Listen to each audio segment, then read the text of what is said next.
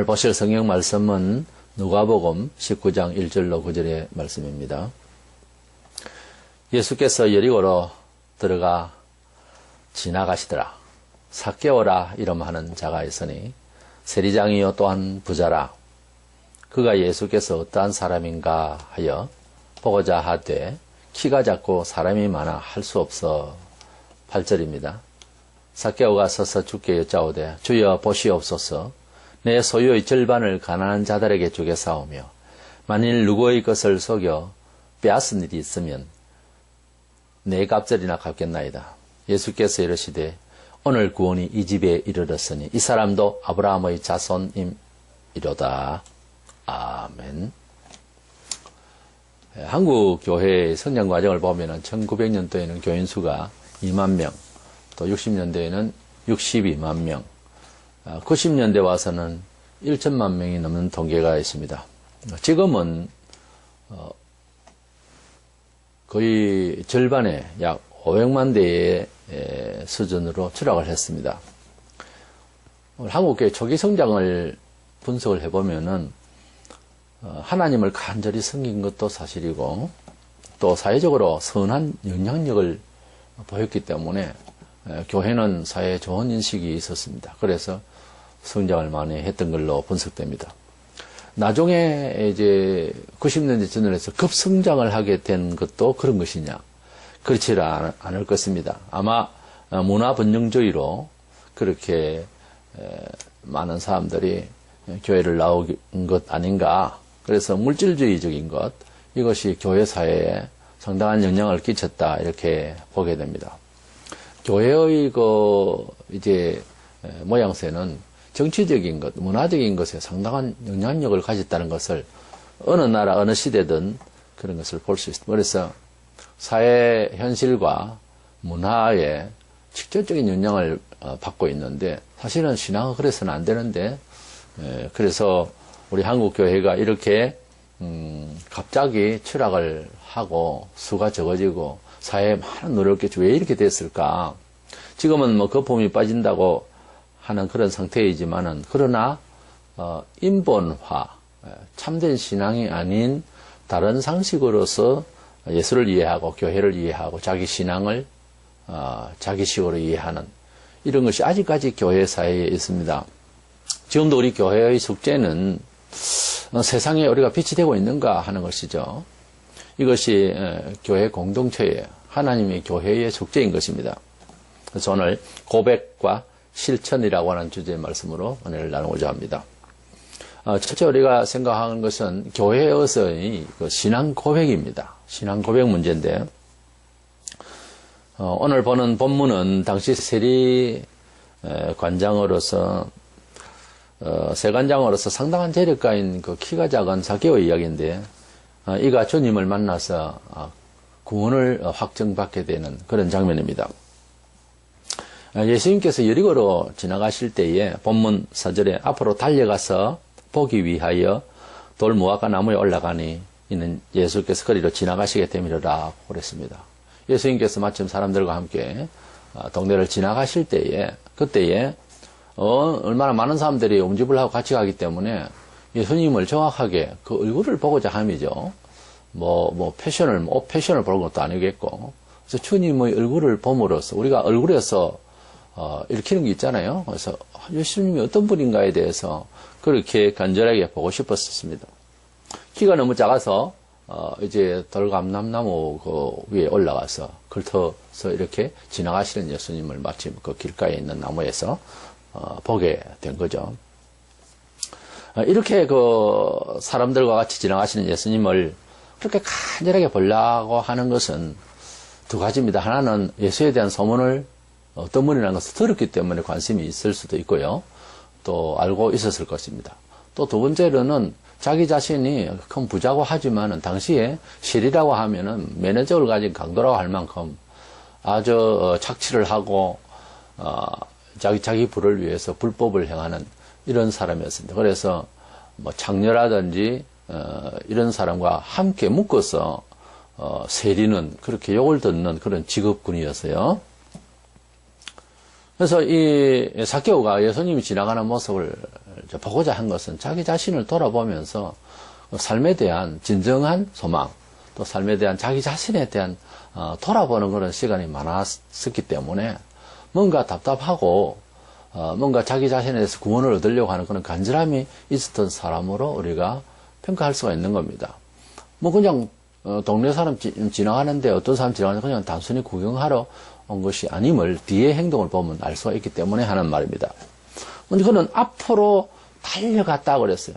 예, 앞으로 달려갔다 뒤로 쫓아가는 것이 앞에 가서 이렇게 지나가시는 모습을 보려고 아주 달려갔다고 그랬어요. 달려갔다는 것은 또 그만큼 간절했다는 거예요.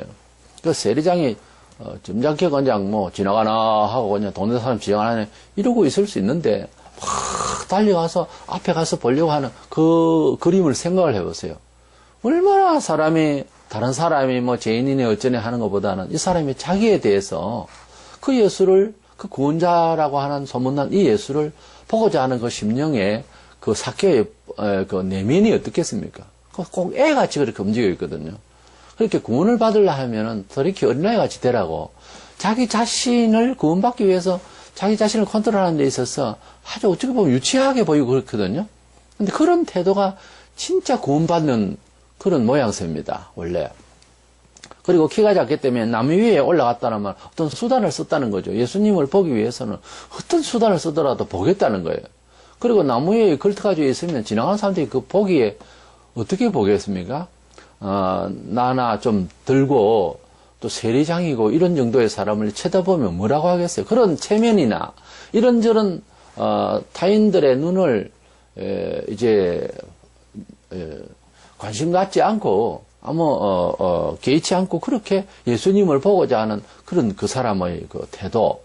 여기에서 우리는 1차적으로 그 사람이 구원을 받고 안 받고 그걸 놓고 그분이 움직이는 태도를 볼 때에 상당히 주목이 가는 이런 모양새입니다. 그처럼 원래 은혜를 받고자 하는 사람은 예배를 나올 때도요, 좀 붕붕 뜨는 마음으로, 즐거운 마음으로, 달려오는 마음으로 그렇게 옵니다. 아니, 진짜 걸음이 빠릅니다, 원래. 꼭 우리가, 무슨 구경거리가 나서 막 사람들이 움집해 있으니까 거기 뭐 하는지 막 구경 가기 위해서는 좀 빠른 걸음을 가잖아요. 어떤 때는 뛰어가잖아요. 마치 오늘 처음 큰 구경거리가 있어서 좋은 자리를 차지하려고 막 달려가는 사람처럼 매주 주님의 집으로 모이는 이 예배, 공예배에 특별히 그렇게 달려옵니다, 원래. 원래가 은혜 받는 사람은 그렇습니다. 근데 억지로 무거운 발걸음으로 온 것은 차라리 안 오는 게 나아요. 그게 이 삭개오의 걸음을 보세요. 달려갔다 갔습니다. 앞으로 달려갔다. 은혜 받는 자는 원래 발이 조금 붕붕 뜨는 기분입니다. 그런 그 은혜의 발걸음이 되어야 주님께서도 반겨주시리라고 보거든요. 제가 해안초소에 근무를 했는데, 초소 근무 마치고 난 뒤에, 이제 동네로 들어가서, 그래서 옷을 갈아입고, 버스를 타기 위해서는 또 한 1.5km 이제 걸어야 됩니다. 걷고, 그리고 덜컹대는 버스를 타고 또 가서, 다시 또 시외버스를 또 타서, 그래서 두 번을, 갈아타야 되는 그런, 거리와, 그리고 상당히 많은 시간을 걸어야 되는 상황이에요. 그러면 초서같이도 심리가 넘었거든요. 그렇게 다 따지면은 예배에 참석해야 하겠지만은 거의 뭐 마칠 지경에 참석을 해야 되는 이런 상황이 벌어졌어요. 그래서 꼭 가야 되는 그런 간절함 때문에 귀중한 목사님이 오신다 해서 그래서 이 큰 바위에 바닷가의 바위에 딱 붙어서 기도했어요. 간절히 제가 저거를 걸었어요.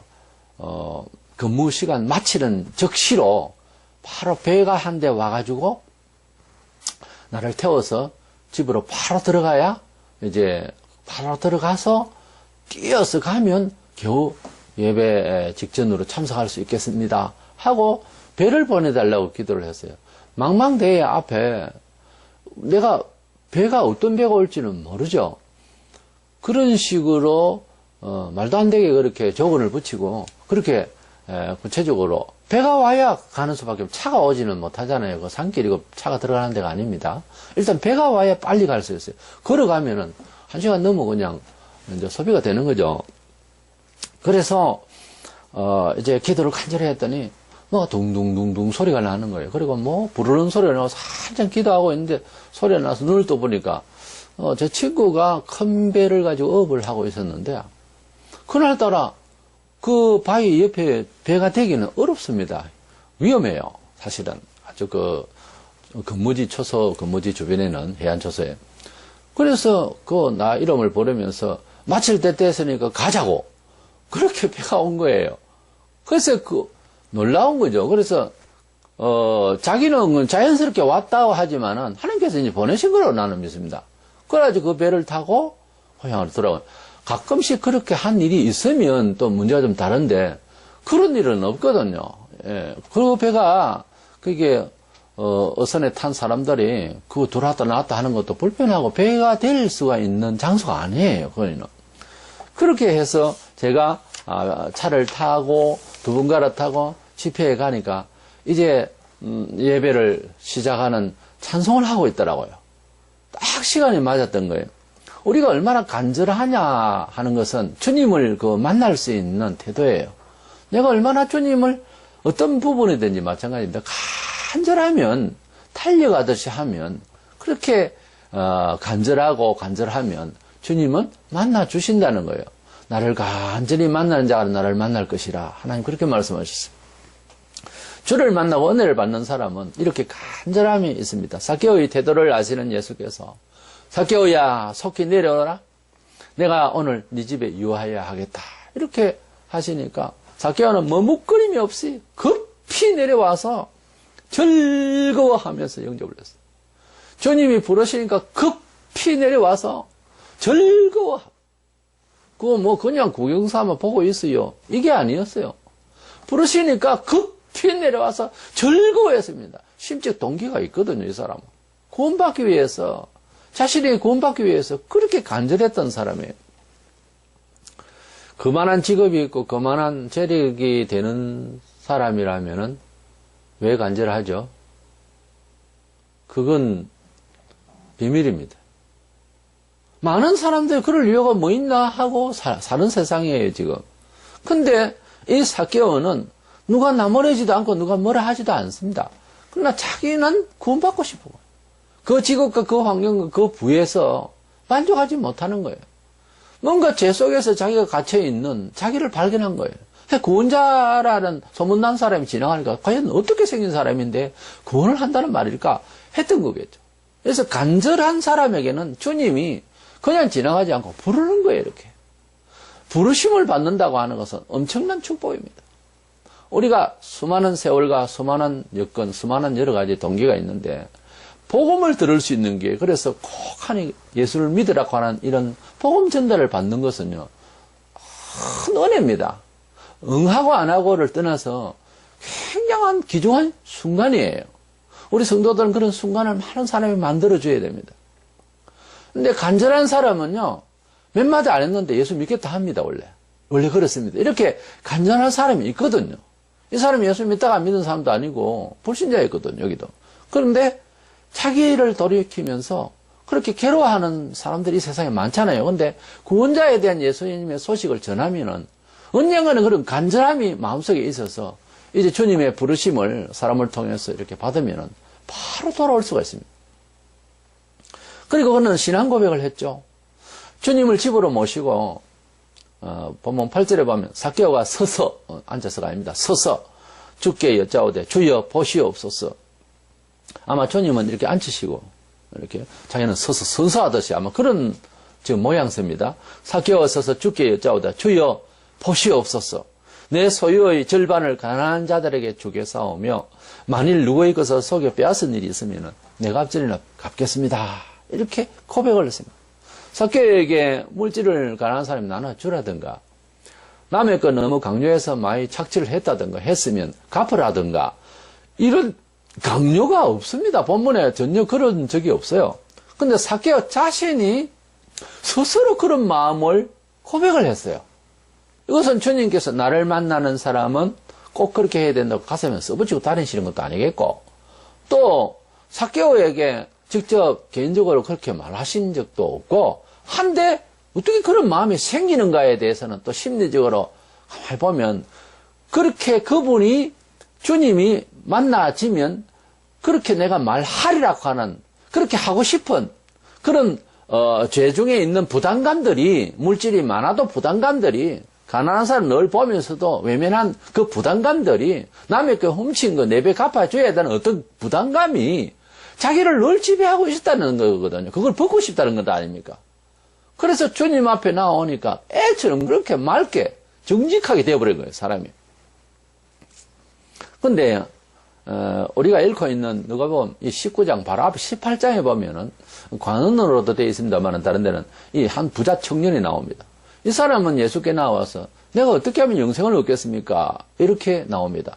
굉장히 구체적인 표현을 했어요. 그렇지 않습니까? 주제가 뭐 영생이고 아예 뭐 대놓고 나와서 그렇게 청을 한다고 하는 것은 우리가 볼 때 얼른 보기에는 굉장히 은혜로운 순간이거든요. 그렇지 않습니까?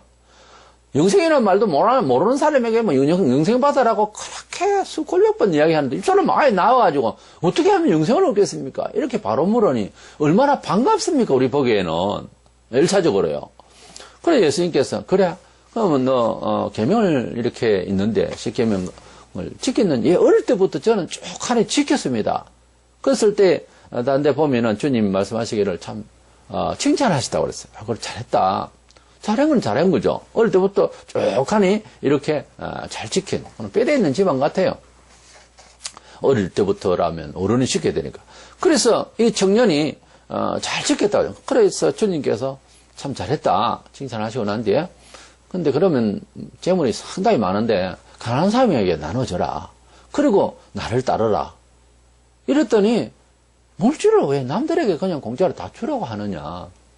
그때 당시에는 뭐 부자들이 여기에 성경에 보면 더 나오지만 가난한 사람이 굉장히 많았습니다. 그래서 도외시 당하고 그리고 이제 기득권 없고 불쌍한 처지였죠. 예, 무시당하고 유대인들은 보면 가난하면 저주받았다 뭐 이런 식으로 바로 사람들 이해를 하고 있었으니까요. 그랬을 때 이제 이 청년이 도저히 고민되고 이제 돌아가 버렸다고 했어요. 그 뒤에 영영 그 청년이 다시 돌아왔다는 말은 없어요. 그러면은 처음에 영생을 얻겠다고 질문을 하고 그런 말을 했던 심정은 그럼 뭐였느냐? 그 물질을 많이 가지고 영원히 살 수 있는 길이 있느냐 하는 생각으로 온 거예요. 그렇지 않고는 그럼 이 물질을 다 주워버리면 어쩌면 뭐 말을 계속해야 되잖아요. 주거니 받거니. 근데 그냥 바로 돌아왔어요. 돈 때문에 온 거예요. 물질 때문에 온 거예요. 자기 부유 때문에 온 거예요. 자기 부유를 계속해서 영원히 살 수 있는 것은 그런 기술은 그런 가능성, 그런 법은 없느냐? 그거 하러 온 거예요. 그거 물으러 왔다고요. 그 영생이라는 같은 말을 써도 자기가 물질을 가지고 영원히 사는 법을 물었던 거예요.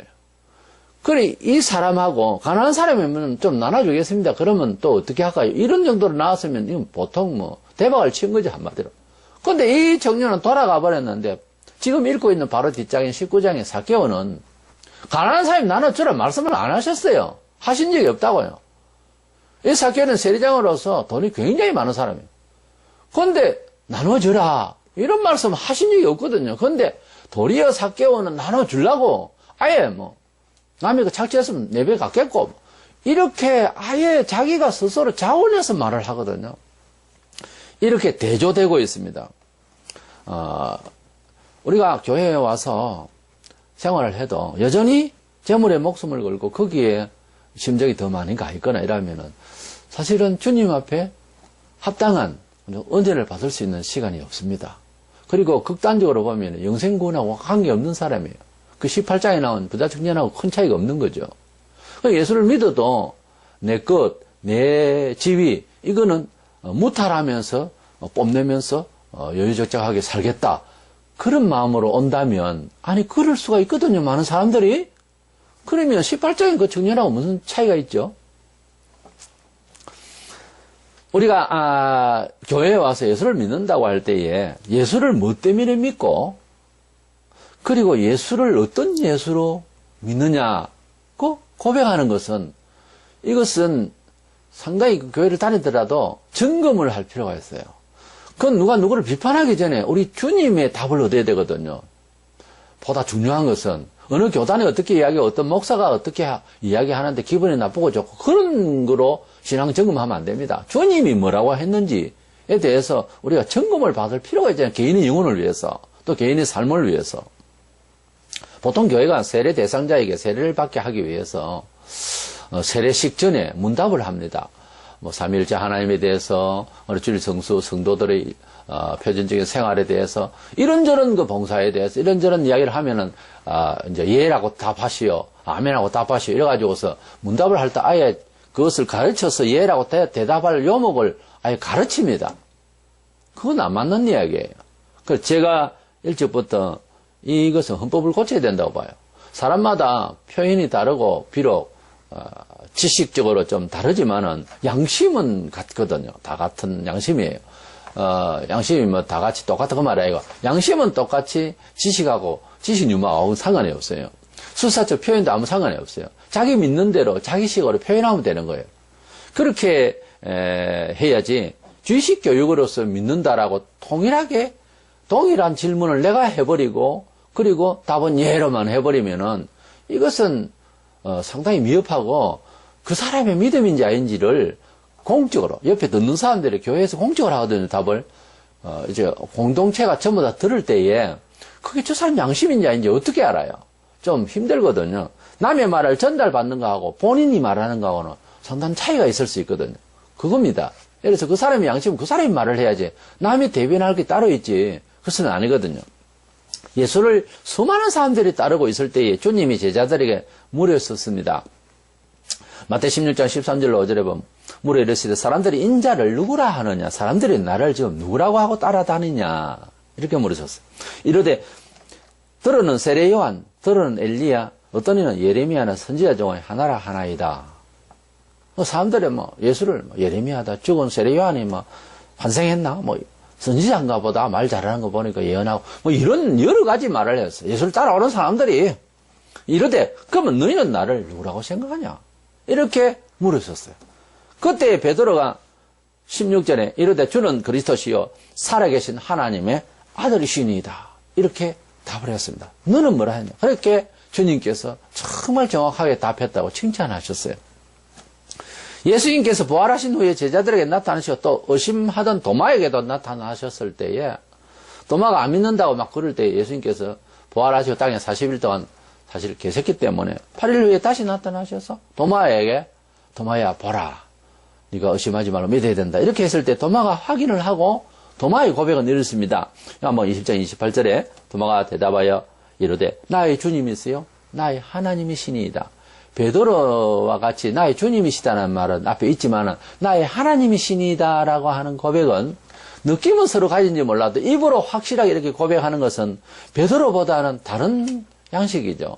좀 더 업됐다고 할까요? 더 첨가됐다 할까요? 도마식의 믿음이 고백인 것입니다. 도마가 왜 그렇게까지 말을 해야 되는지는 도마의 심정을 우리가 읽어봐야 되고 성경신학적으로 좀 더 분석을 더 할 수 있습니다만 베드로의 고백이나 도마의 고백이나 믿는다는 것은 같는데 주님에 대한 인식을 표현하는 데서 다르거든요, 서로. 이렇게 개인이 가진 양심적인 언어로 고백을 하는 것은 대단히 중요합니다. 교회의 교리라는 건 주문 외우듯이 하는 것은 아닙니다. 그걸 첫 번째 문답은 물으면 이렇고 답은 이렇고 그걸 외우는 게 이게 학원 아닙니다. 교회는 예수에 대한 설명을 목사도 다 다르게 조금씩 표현을 할 수 있어요. 본질적으로는 같습니다만 그렇게 해놓고 답을 얻을 때는 촌사람이 말하는 것하고 도시 사람이 말하고 말투가 좀 다르잖아요. 지역마다 다르고 얼마든지 다양할 수 있습니다. 그러나 어떻게 예수를 이해하고 믿는다라고 하는 것은 질이 이제 고백이 같아야 되겠죠. 하나님의 아들이시고 그리고 하나님이시고 그리고 성자 하나님이시고 나의 구주라고 하는 이런 입장은 같아야 되는데 어떤 표현의 방식은 조금씩 다를 수가 있어요. 그렇게 이제 교회에서 우리가 고백이라고 하면 찬송하고 예배하고 기도하고 우리가 교회에 와서 공동체가 있을 때는 벌써 다 신앙 고백으로 지금 이어지거든요. 신앙 고백 공통적으로 고백하는 것은 이제 요약을 따서 사도신경으로 예배 중에 우리가 신앙 고백을 합니다만은 그래서 고백을 하고 그것은 이제 바꿀 필요도 없고 성부 성자 성령으로 이렇게 준리가 되어 있는 사도신경 고백은 우리가 지금까지 전통적으로 하고 있으니까, 뭐, 빠짐이 없어요. 사실 잘 돼 있는 거예요. 사도신경 고백. 사도신경에 따로 있는 건 아니지만은, 성경에 있는 걸 추려서 정리를 한 거예요. 그게 나쁜 건 아니죠. 그래서 공동체니까, 공동체가 중구난방을 하면 안 되니까, 하나님께 고백을 우리는 한 몸이 돼서, 한 정신이 되어서 이렇게 고백합니다 하는 뜻에서 신앙 고백을 하는 거예요. 그리고 찬송도 같이 부르고, 그리고 예배 중에 말씀을 같이 나누고, 이렇게 하는 이 모든 것들은 신앙의 고백이라고 할 수 있죠. 그러고 주를 부어있고 찬송도 크게 하고 하는데, 이 찬양과 이 우리의 모든 고백적 행동이 만약에 그 고백대로 하나님 전능하심을 찬양하고 하나님 사랑을 찬양하고 하나님 은혜를 찬양하고 감사하는 찬양을 하고 고백을 했는데 그것이 사회에 나가서 연결이 안 될 때는 계속 예배당에서는 엄청난 소리가 나고 사회에서 저 사람들이 그렇게 감사하려고 하는구나 엿들었다 칩시다. 근데 밖에 나가서는 감사 생활 안 할 때는 그것은 고백이 아니라 고백은 고백인지 모르겠습니다만 소음에 가까워요. 우리가 그런 의미에서는 고백도 약간 절제가 필요해요. 고래고래 간 지르면서 주문해오듯이 아니면 그렇게 감 지르는 그런 고백, 찬송 소리도 그렇고요. 이웃에 해를 끼칠 만큼 이웃은 미워서도 복음을 미워서도 그렇게 본선적으로 그렇습니다만은 이웃에서 진정을 넣을 만큼씩 그렇게 하는 만큼 잘 하느냐고요, 사회에. 내 말은. 그러려면 고백이라고 하는 것은 어제 오늘 한번 했으면 되었지. 계속 떠들고, 그건 절제해야 되는 거예요. 고백을 하지 말라는 말이에요. 제 말 뜻은. 그래서 두 번째로, 우리에게 신앙 고백이요. 세상에 실천이 돼야 됩니다. 실천 안 되는 소리를 예배당에서 감 지르고 떠들고, 깽가리 떠들고, 북 떠들고, 그래 놓고, 교회가 사회에 빛이 안 되면 그것은 소음입니다. 고백이 아니에요. 그래가지고. 그런 고백하려면 좀 절제하셔야 됩니다. 제 말이 틀리면 아니지 않습니까? 그 고백이 이어져 생활로 되면 그게 신앙 고백이 불신자가 볼 때도 아름다운 고백이 될 수 있어요. 멋지고. 그런데 교회에서는 모든 걸 그렇게 하겠다고 하면 떠들고 하는데 밖에 나가서 아니다. 지금 현실이 그렇잖아요. 그런 고백 절제하자는 거죠. 괜히 소음 피우지 말고. 우리가 회개해서 속죄 받았다면서 내가 죄 지은 사람에게 찾아가 용서받는 것은 부끄럽다. 라면 하나님으로부터 본인이요 죄상을 받은 건 아니에요. 그럴 수 있을까? 어떨까? 어떤 걸까? 제 말 뜻을 알려면 회개를 해봐야 됩니다. 진심으로. 삭개오가 회개하는 마음이 진실했기 때문에 당장 잘못한 자기의 삶을 드러내고 남의 것은 갚고 이렇게 하겠다고 딱 서서 주님 앞에 선서하듯이 벌써 그처럼 그렇게 했습니다. 주변에 사람들이 다 있었거든요. 예수님은 사람 마음을 확실하게 아시기 때문에 쏟고 구원받았다 한 것은 아닙니다. 그건 단순한 감정 처리가 아니에요. 삭개오는 지금 아주 진실된 거예요. 아주 확실한 거예요. 우리가 보기에는 어떤 사람은 확실하다가 또 안 할 수도 있죠. 주님은 정확하게 보니까 구원을 선포하신 거예요. 진정 회개에서 속죄함 받은 기쁨이 있다면요. 내가 어떤 사람이 죄를 지었으면 미리 찾아가서 사함 받으려고 합니다. 근데 그 사함 받는 거예요. 부담이 아니고 굉장히 기쁨이 그걸 어떻게 설명해야 돼요? 기뻐서 회개합니다. 이 말을 알아들으려면 회개를 통하여 하나님 주시는 기쁨을 알아야 받아봐야 할 그런 상황이에요. 어떤 사람은 예수를 믿고 회개하고 보니 어릴 때 수박서리한 동네 이장집이 생각나서 그래서 나중에 큰 눈물을 흘리고 회개하고 보니까 그게 마음이 아파서 그때 이장님이 얼마나 분노한 모습을 멀리서 보고 도망을 갔기 때문에 찾아가서 수박을 이래이래 해서 저리 해서 먹었던 일이 있습니다. 아주 오래 10년도 지나고 난 뒤에 그 생각이 나가지고 가서 회개를 했답니다. 그런데 놀라운 것은 그 이장이 기억을 하고 있더라는 거예요. 그 때린 놈은 몰라도 맞은 놈은 기억한다고. 그러니까 잘못한 게 있으면 하나만 찾아가서 잘못했다고 풀어줘야 되는 겁니다. 그래 수박 값으로 가져왔다고 수박 10배 값을 내놓고 그 웃고 말았다고 하는 이야기인데 그러나 그 웃는 중에도요 잘못한 것을 용서하는 거예요. 그거 보세요. 우리가 찾아가서 미안합니다. 가정에도 마찬가지예요. 내가 잘못된 것 같습니다.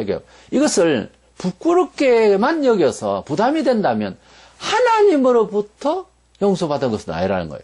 하나님이 용서해 주신 심정이라고 하는 것은 안주를 안 합니다. 가서 잘못했다고 하라는 큰 기쁨의 인도하심이 있는 거예요.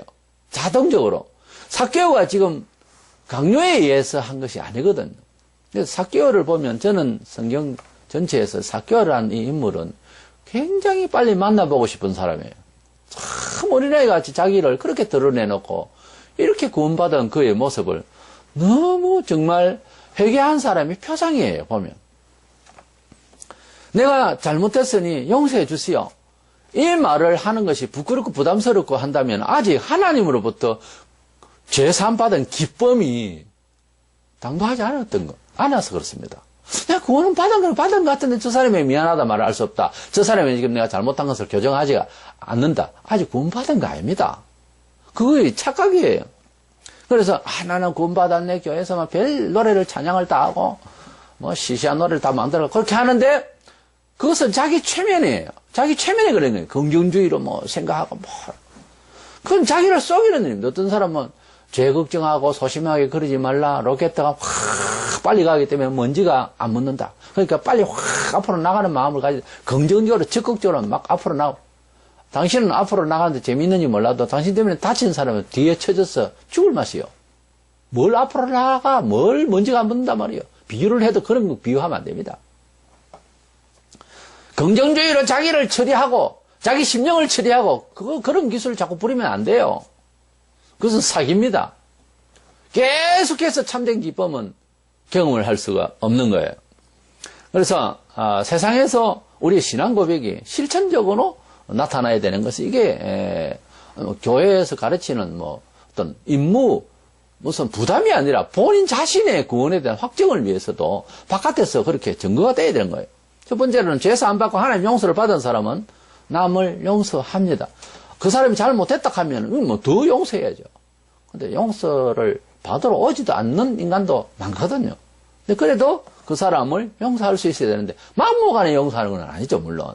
예. 용서라는 것이 무관하고 용서하고 괜찮다 뭐 그것이 아니고 그렇게 해버리면 사회가 엉망이 돼버리는데 내게 직접 타격을 줄 때 봐준다는 거예요. 그런 뜻이지 죄를 그냥 허용하는 거 아닙니다. 죄 사함을 하나님으로부터 진정으로 받았다면 남의 죄를 용서할 마음까지 가지고 있는 것이 정상인 거예요.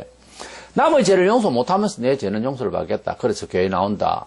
주여 용서하소서. 그리고 돌아서서는 남을 용서 안 하겠다. 이건 아니거든요. 그런데 이건 감정 처리가 문제가 아니고 예수님의 명령이 있습니다.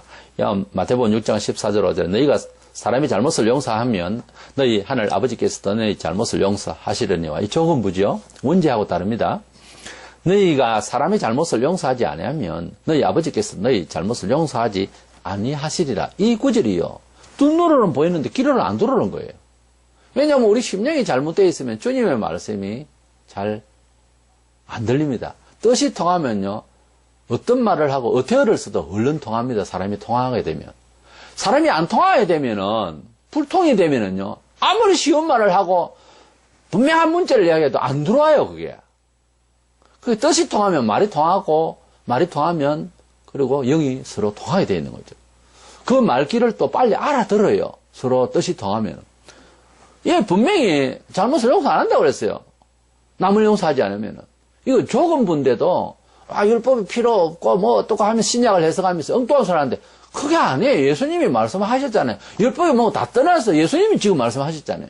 너희 아버지께 용서 안 할 거라고. 그럼 예수님이 뭐 말을 잘못했습니까? 율법주의자입니까? 그러니까 용서를 내가 진정으로 받았으면은 이야기를 좀 뒤집어서 다시 하자면 남을 용서하게 되어 있다니까요. 그러니까 남을 용서해야 되나 말아야 되나 이 부담감은 어쩌나 저쩌나 그걸 고민할 것이 아니고 내가 하나님 앞에 사죄를 먼저 받아봐야 용서를 할 수가 있는 거예요. 원래 사죄를 갖다가 받아본 경험이 안 돼요. 남을 용서 못하는 거예요. 이 말씀은요. 남을 용서해서 내가 용서받는 이 순서의 조건은 사실은 아닙니다. 그만큼 하나님 앞에 내가 회개를 제대로 해야 된다는 거예요. 그리고 남의 죄를 용서하면 하나님께서 다시 한 번 더 은혜의 영으로 우리를 죄사함의 영의 은혜를 사실은 더 부어주시는 건 사실 있어요. 이 말씀 순서대로는. 그러나 내가 먼저 회개를 해야 남을 용서할 수 있지.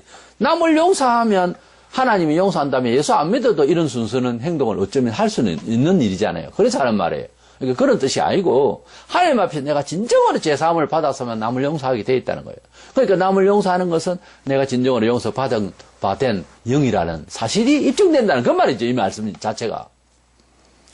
아직도 착각하고 있는 신자가 많습니다. 남은 용서 안 하면서 자기는 용서받은 줄 교회 쫄랑쫄랑 다니면서 은혜 받았다 그러고 아이고 장로님, 권사님, 집사님 하니까 아주 뭐 환영받고 이러면은 다 용서하고 또 하나님의 은혜를 받았다 이러면 목사도 또 그런 식으로 그냥 치부해버리고 뭐 이래버리면은 할렐루야 은혜 감사 이런 말로 치부하면 아무 이상 없는 것처럼 생각합니다. 근데 예배를 마치고 이제 돌아가면 어때요? 일주일 동안 살아가면 용서받은 기쁨이 있었습니까?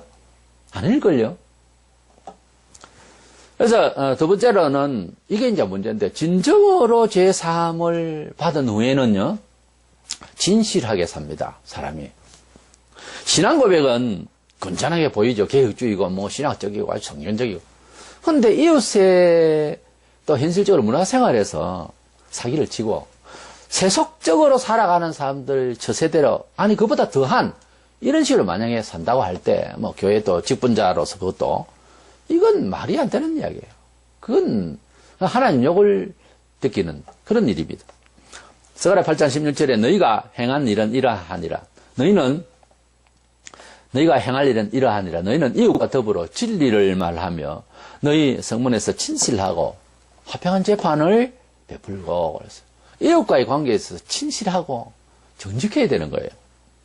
에베소 4장 25절 그런즉 거짓을 버리고 각각 그 이웃과 더불어 참된 것을 말하라. 이는 우리가 서로 지체가 됩니다. 예수 믿고 다른 거 필요 없습니다. 거짓말하면은요 아닙니다.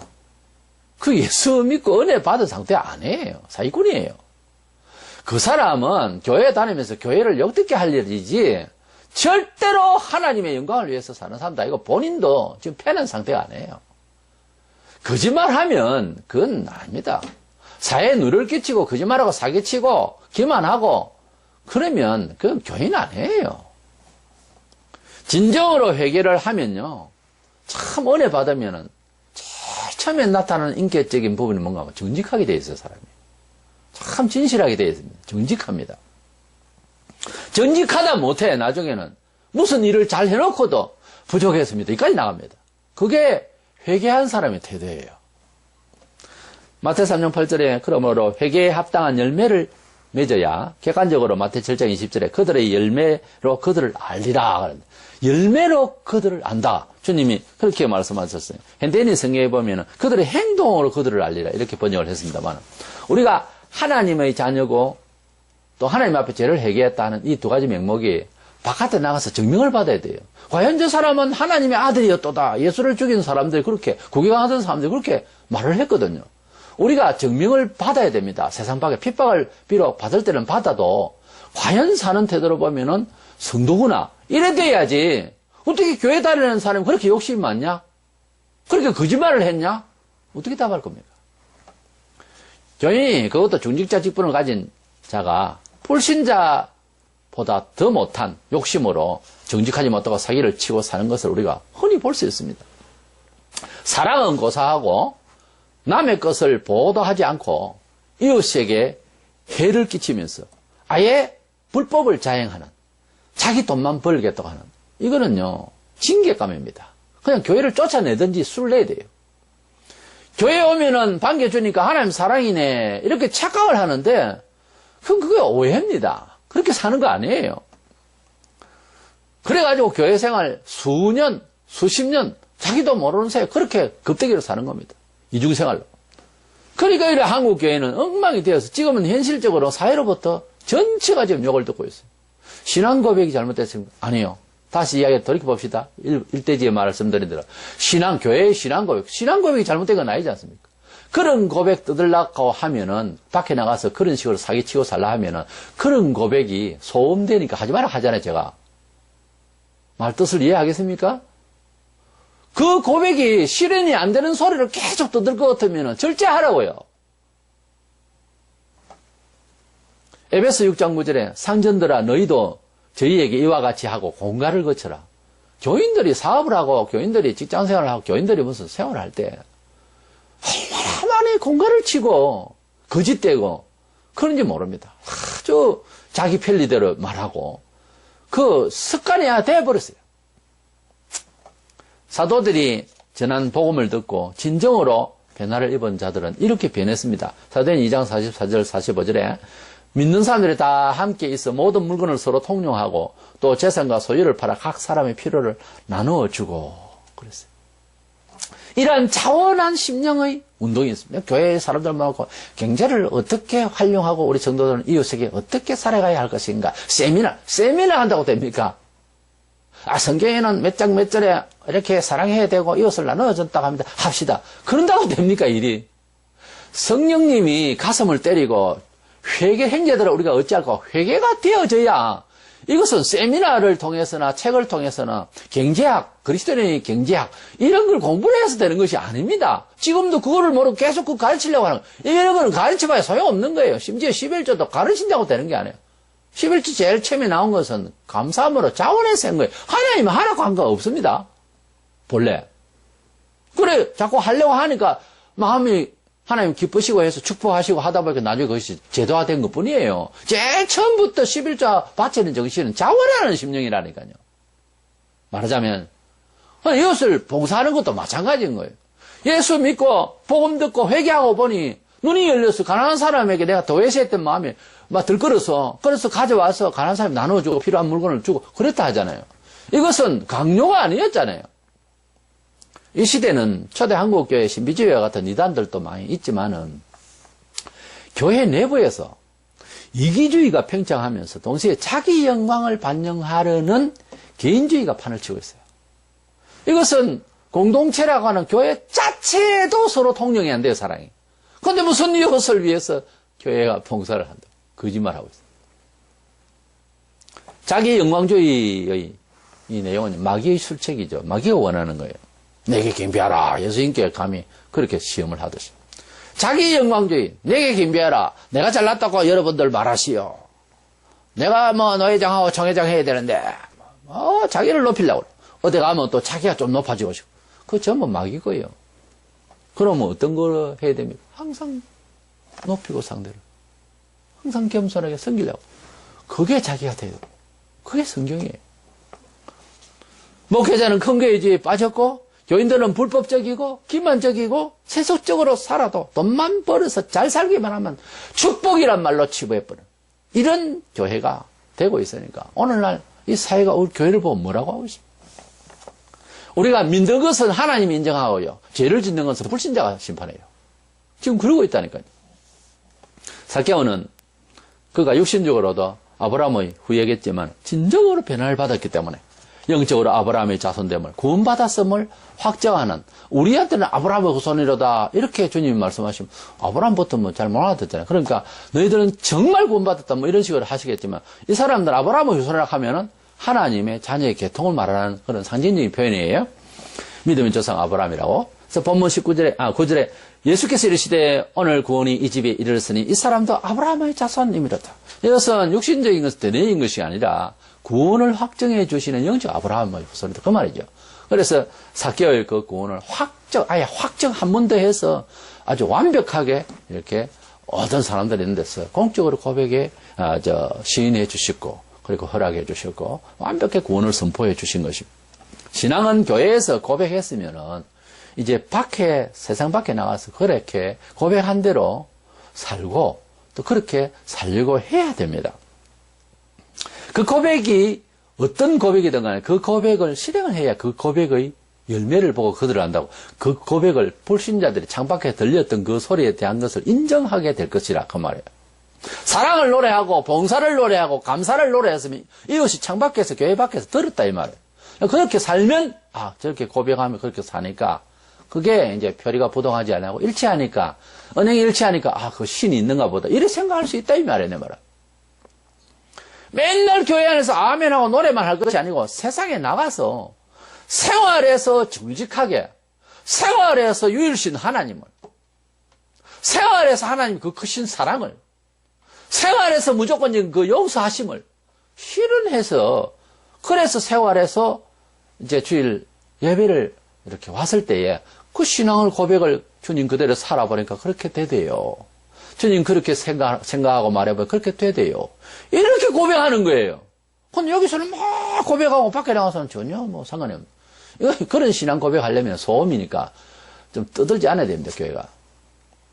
우리가 제일 중요한 것은 사회에서 간단합니다. 나의 신앙이 바른지, 또 불신자들은 철저하게 죄 중에 있는 사람은 뭐가 죄인지를 또 아닌 것 같이 해도 잘 알아요, 또 전문가들이니까.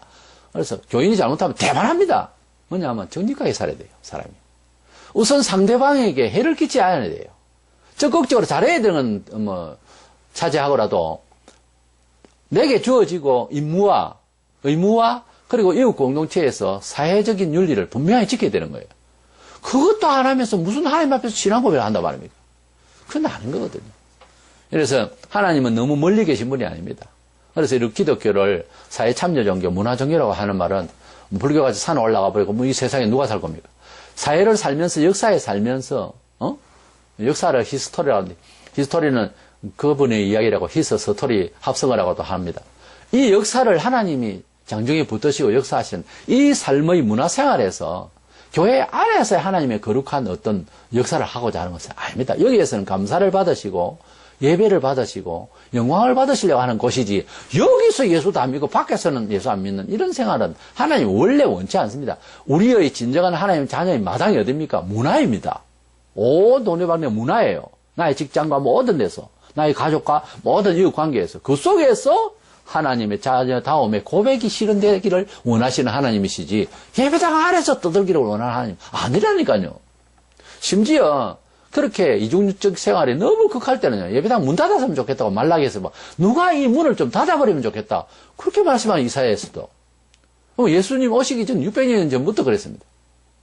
그래서 우리 하나님께서는 우리의 신앙 고백과 우리의 실천의 고백 그대로의 실천에 대해서 관심을 가지실 때 고백은 적게 해도요. 실천을 바로 해야 됩니다. 그래서 신앙 고백은 교회에서 하고요. 그 고백의 확정적인 것은 실천을 통해서 하나님 받으시려고 하니까 고백과 실천은 이 주제를 잘 생각하셔서 내가 하나님 앞에 믿고 있고 하는 것이 정말 내 마음에 당도하고 내가 변했는지를 점검하려면 바깥에 나가서 그렇게 생활되는지를 내 삶의 그 톤을 잘 봐야 돼요. 그렇게 모양새를 가지고 있으면 내가 하나님 앞에서 은혜 받은 대로 고백한 대로 하나님 받으셨고 그렇지 않으면 내 제사를 가인처럼 잘못 드리는 마음이 되면 하나님 안 받으십니다. 그러니까 나의 입술의 고백과 나의 모든 것을 하나님이 흠양하시기를 바란다고 하잖아요. 우리 찬송에.